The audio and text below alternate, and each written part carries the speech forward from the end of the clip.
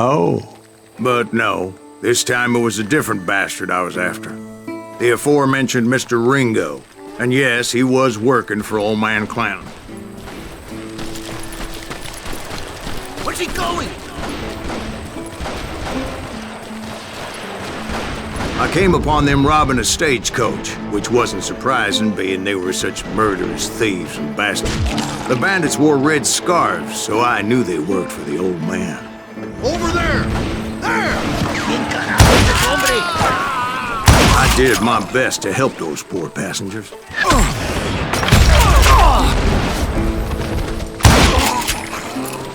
Moments later, the attackers were dead, and I checked the stagecoach to see how many passengers were still breathing.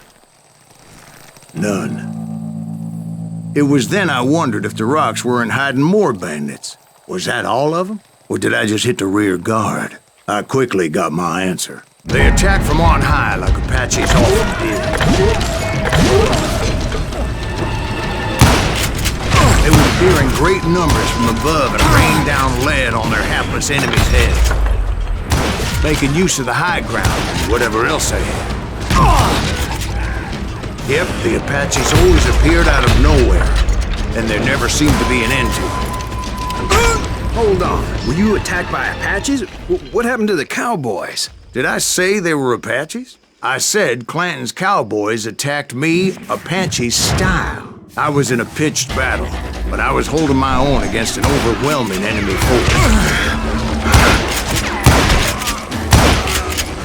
Where's he going? See, at the time, I was still pretty green and would often blunder into regrettable situations. But I just kept shooting at anything I could see up in those damn rocks. I didn't see Ringo, but I knew he was with the cowboys. He and Roscoe Bob had done me a dreadful wrong, and I was determined to have my revenge.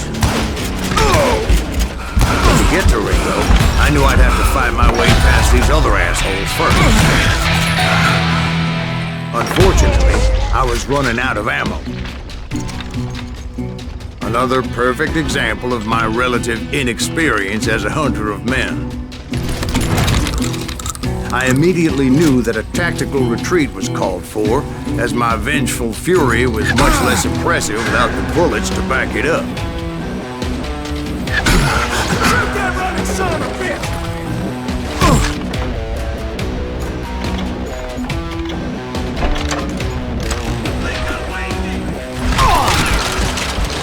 Finally, they managed to corner me. Trapped as I was, the odds of my survival seemed pretty slim.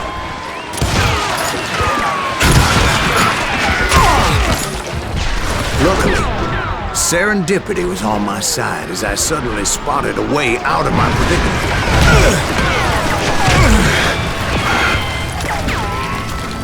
Hard to hit a moving target. I ran ahead as if the devil himself was after me. Bullets were whizzing by my ears, but I wasn't about to roll over and die. I just kept running like there was no tomorrow. Because there wouldn't be if Clanton and his men caught up with me. As I was scurrying around those caves, I thought, what was I thinking? Going up against a gang like this. I just kept running, not knowing where the hell I was going. No one will ever find you here!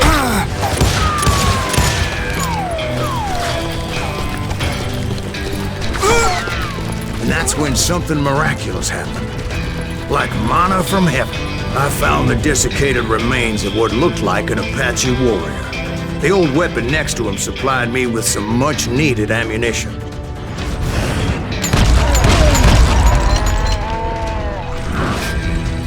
Bat Masterson once told me it was more important to be lucky than good, and he would know.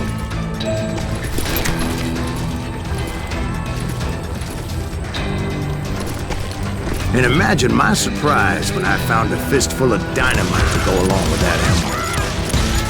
That stroke of good fortune evened the odds and bolstered my confidence.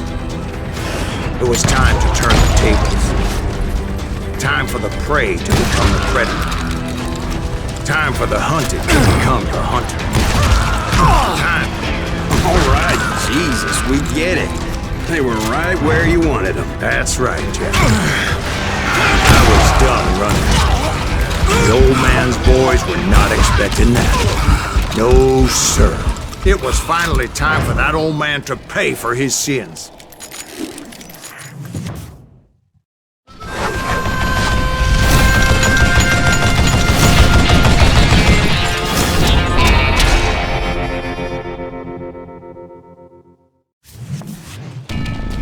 I yelled out at the top of my lungs, "Clanton, I'm coming for you!" A little stealth might have made more sense, to be perfectly honest. Because that old fool had a Gatling gun and enough bullets to last him till kingdom come. But I knew I could not let that deter me. Not if I was to find and kill Ringo. I needed to get that old man off that gun.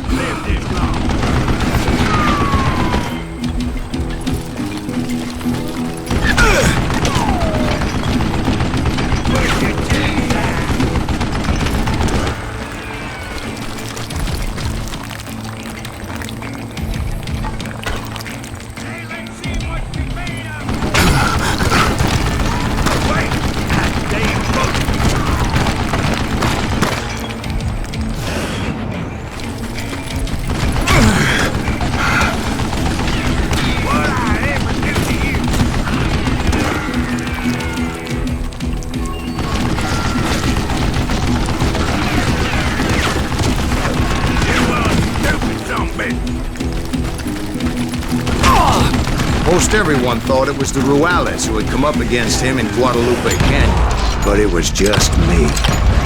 Try me instead, you coward! I don't know how you live.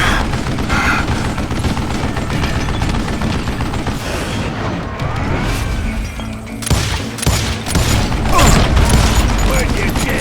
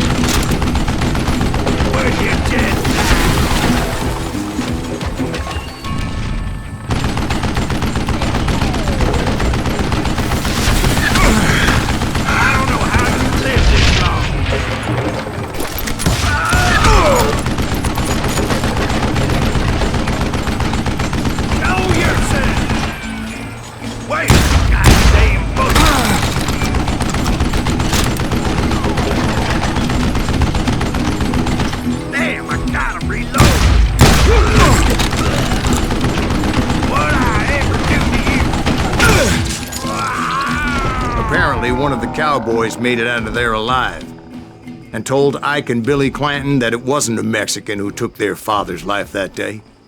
They just assumed it was one of the Earps, and that little misunderstanding eventually led to that legendary gunfight at the OK Corral.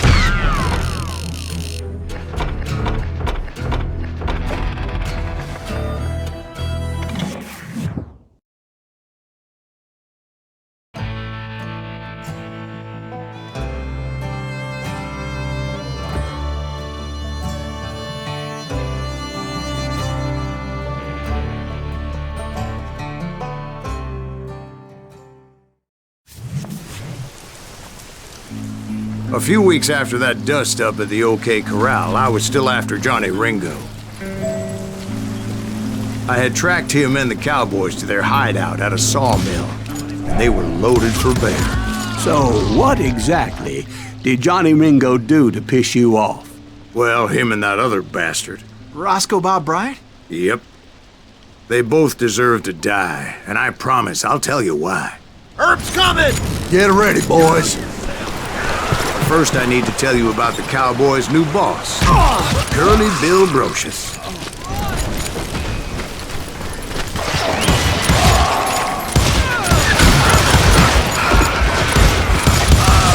Curly Bill took charge of the Cowboys upon the old man's demise, and after that gunfight at the OK Corral, the Clantons wanted revenge.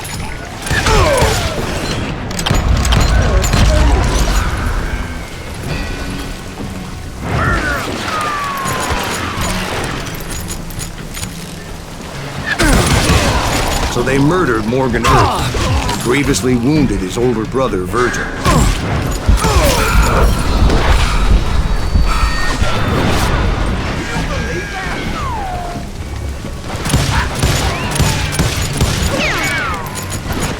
Get him from the side!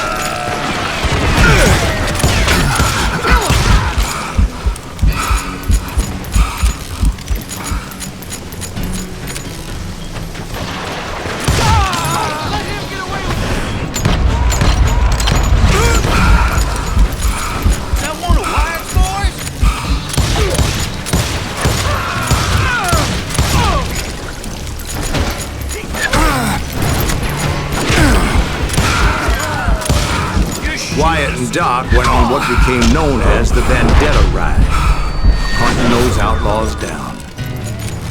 So when I showed up, that's who they thought I was. That ain't Herb, is it?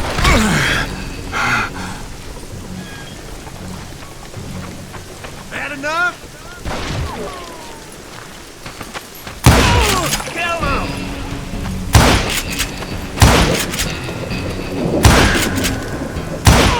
Jesus Christ!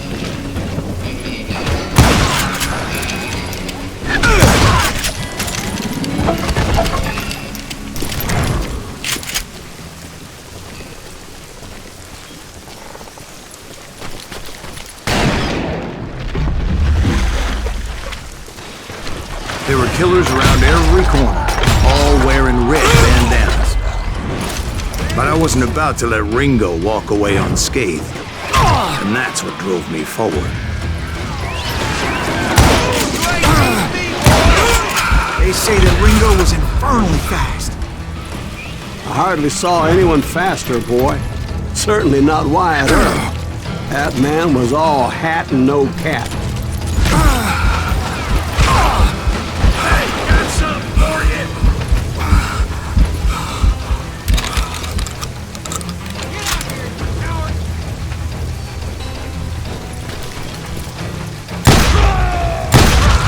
Earp wasn't much of a match for him, but Doc Holliday might have.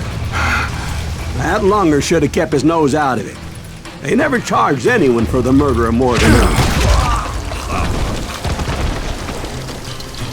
You can run!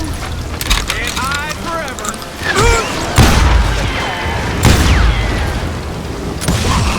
But everybody knew Curly shot him in the back. That was common knowledge. Yeah, maybe so. But Ringo had nothing to do with it. He was just being loyal to a friend. Is that what you call it? Being loyal? Well, to get to that loyal friend, I had to pass by some buzzsaws as big as a man. Excuse me, sir. I have a question. What's that, Dwight? After old man Clanton died, why didn't his son take over the Cowboys? Because Ike Clanton was dumber than a box of rocks and a yellow belly to boot.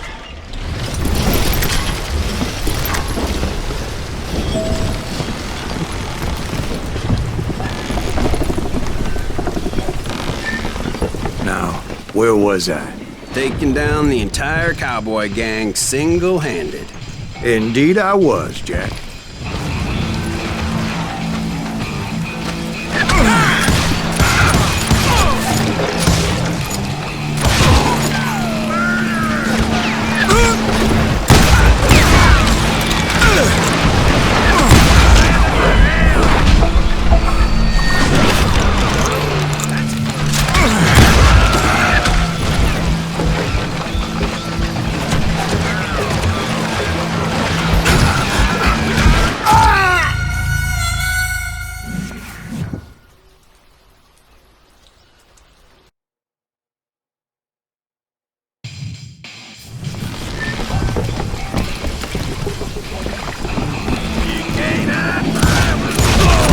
Though it wasn't easy, as those boys had good cover.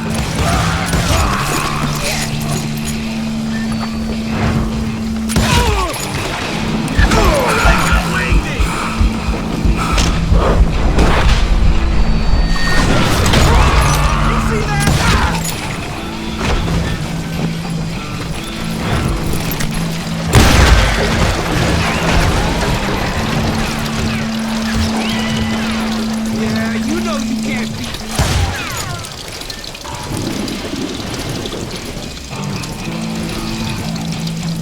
Show 'em how to die!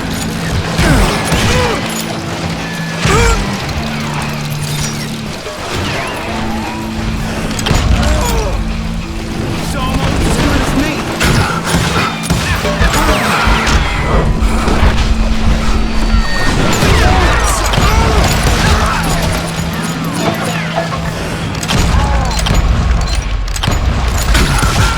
Better hide.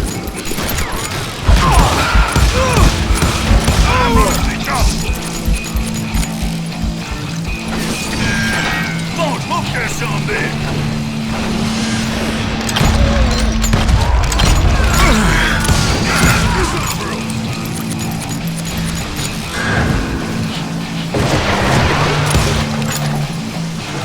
In for the kill. There were carts everywhere, piles of lumber, and God knows what else for people to hide behind. That really was one hell of a sawmill. Quite an impressive operation.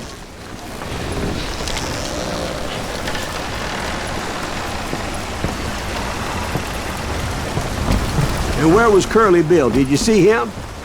I'm about to get to that, Ben. Patience. I'm painting a picture here. There was this beautiful waterfall and a crystal clear stream that led to a verdant valley that was truly... Consider your picture painted. What happened next? Well, finally the bastards that were still alive made a last stand.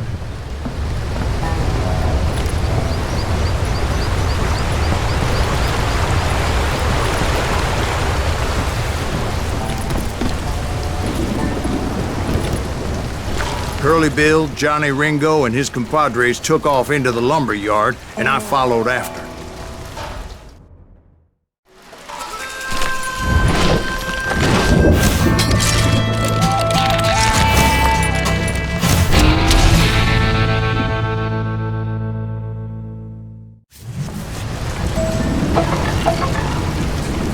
Are you saying they ran? Cowardice was not in Ringo nor Curly Bill's nature. No, sir. I never said they were running scared. They just wanted me out in the open. Time to dance with the devil.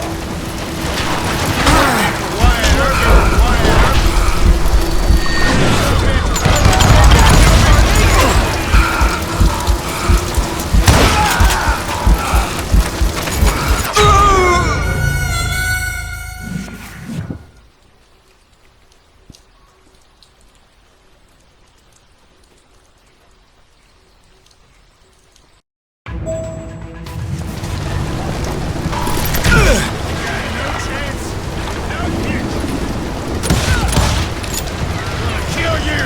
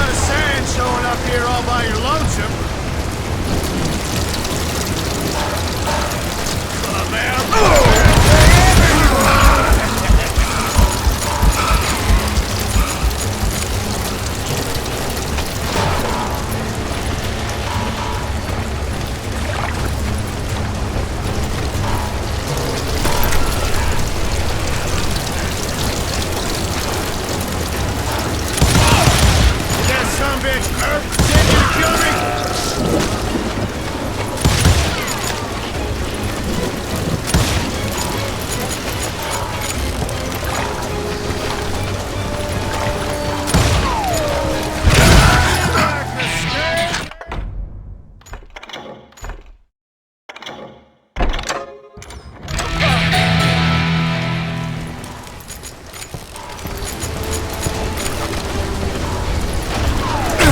what you got!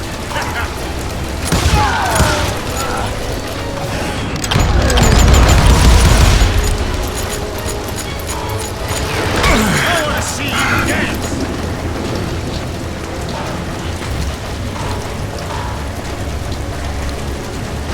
Make your face, brother!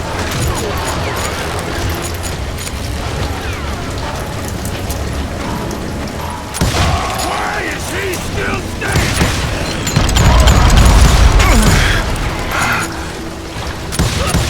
This ain't my day to die!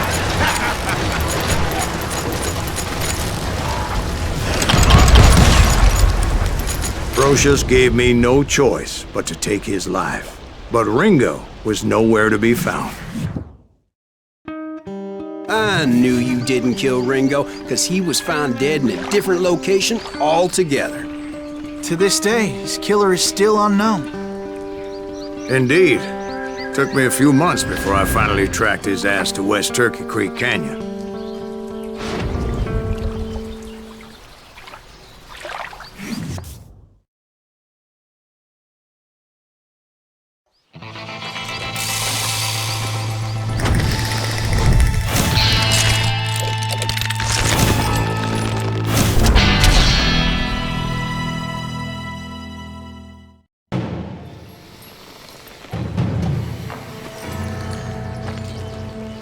That's incredible, sir. I always thought that Doc Holliday was the one that killed him.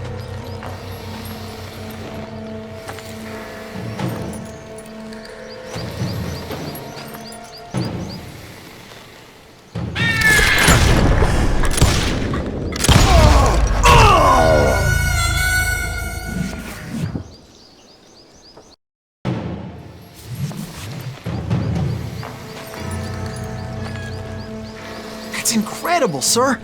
I always thought that Doc Holliday was the one that killed him.